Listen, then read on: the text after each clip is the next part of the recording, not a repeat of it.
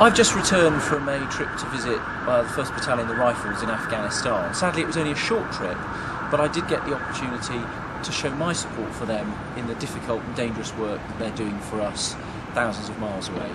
My trip came at the end of a very difficult week for them, with 3 soldiers lost in a single attack. However, they're very resilient and they're very focused on the job that they're there to do, and morale is still very good. One Rifles is working very closely with the Afghan National Army to develop their capability so that they're able to provide the security and stability for that country in the future. Now, I know from my visit talking to soldiers that they really appreciate the support they get from back home.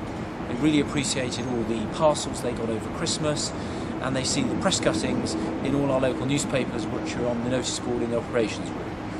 It means a great deal to them to know that whilst they may be thousands of miles away, they're still very much in people's thoughts. Just to finish this opening message on an "and finally" note, I didn't think when I was in Helmand Province that I would be opening anything, but the 1st Battalion had other ideas. They'd organised for me to officially open a new shower block, and so there I was standing at Camp Tombstone, which is where they're based, with a nice ribbon across the door, and I performed the official opening ceremony. They made me very welcome. They're doing a great job for us, and I'm very proud to be their Member of Parliament. There you go, officially open, more hot water supplies. Mark Harper MP opening the new shower block, or rather the old shower block, with a new water heater. Hurrah. One of the things that One Rifles is doing in Afghanistan is mentoring and training the Afghan National Army and improving the level of skills they've got. What we're seeing here is an A&A team being shown how to use this mortar and improving their accuracy and targeting skills.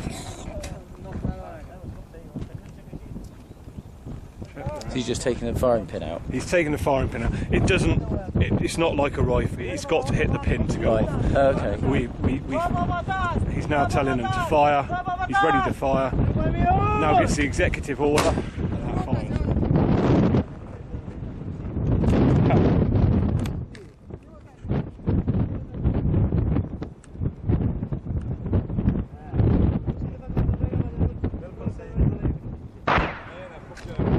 You can't get better than that. There we go.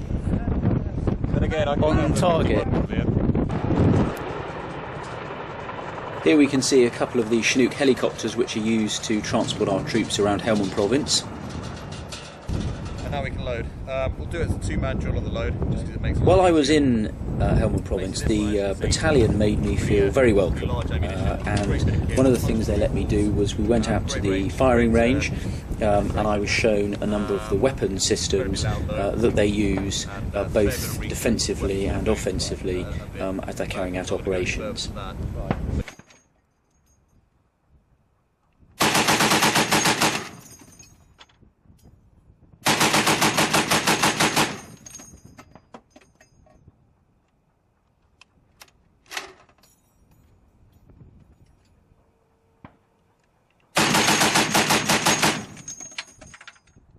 Say that was about 100? I reckon if you go for do 150 on it, and we'll see where that lands.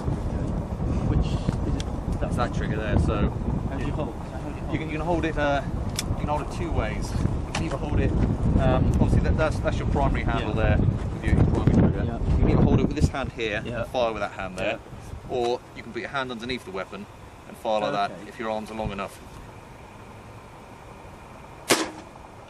A bit short. Yeah.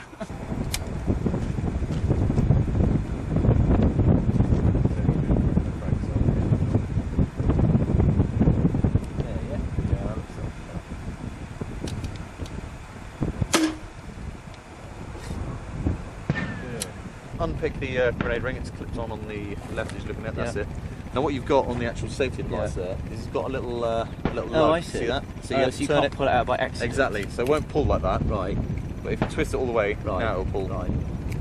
So I'll leave that to you there. So you unclip the ring. Yep. Turn it all the way around. All the way That's around. good. Now make a and you fist. actually feel that when you do it. You feel that kind of unhook of it. And then what we want to be doing now is make a fist through the ring. So say your middle finger is what I usually use. Make it all the way through, make a fist around it. Get the knuckle through as well if you can. That's good. Make a fist around it. Hold it to your chest. Look at the way you're about to fire. So you're going to throw it that way, so you might want to be side on slightly, ready to give it a nice big throw. How far away we just kind of... As far as you can throw. If I say run, just run away with me, okay? And then,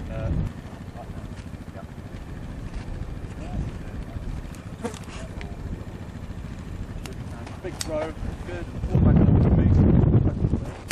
That's good. Oh, I see. Yeah, I see. Yeah.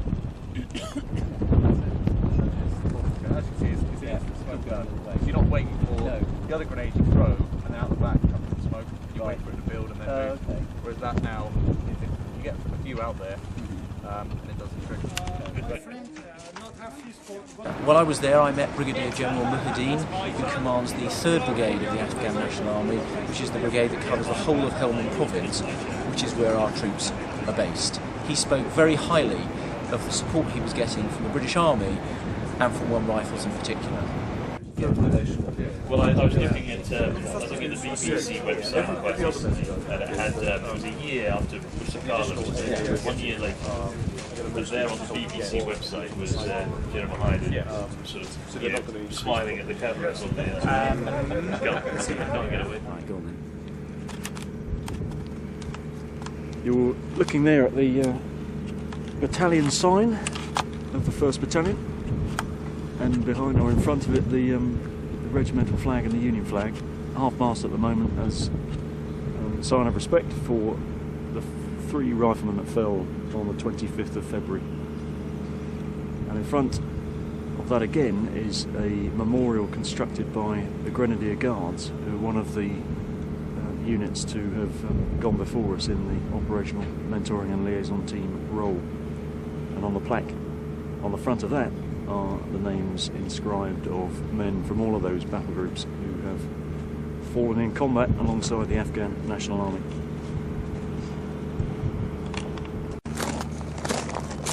If they just involve riflemen, then we'll do them here. If we're doing a service with members of other battle groups, then we'll tend to do them in Bastion. Bastion is where more of the other troops are based, and so attendance for the vigil and repatriation ceremonies can be better in Bastion than it is here, because this being our camp gives us a more rifle-centric atmosphere. So I'm standing here at Kandahar Airfield after having visited One Rifles at their base at Camp Tombstone, which is right next to Camp Bastion. We're just waiting for our plane to be refueled, and then we'll be going back to Bahrain, where I'll be getting a civilian flight back to London. It's been a great trip. I've had the opportunity, I've only been here for a day, but I've had the opportunity to spend most of the day with One Rifles. I've met a lot of their guys. I've heard about what they're doing, the mentoring role that they're doing with the Afghan National Army. I met the brigadier in charge of the whole of the Afghan National Army for Helmand Province, and had a good conversation with him about what his men are up to and the mentoring role that Rifles are doing.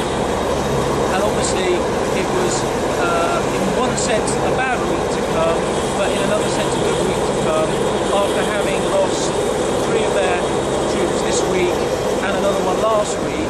It was good to have the opportunity to talk to the soldiers, to find out how they were coping with it. They were incredibly resilient, and they've been doing a really good job, and I know the commanding officer is very proud of them. And all their families should be very proud of the work they're doing. They're handling it really well, very professional, and I know the Afghan forces are very pleased with the work they're doing. So not long now till we return home.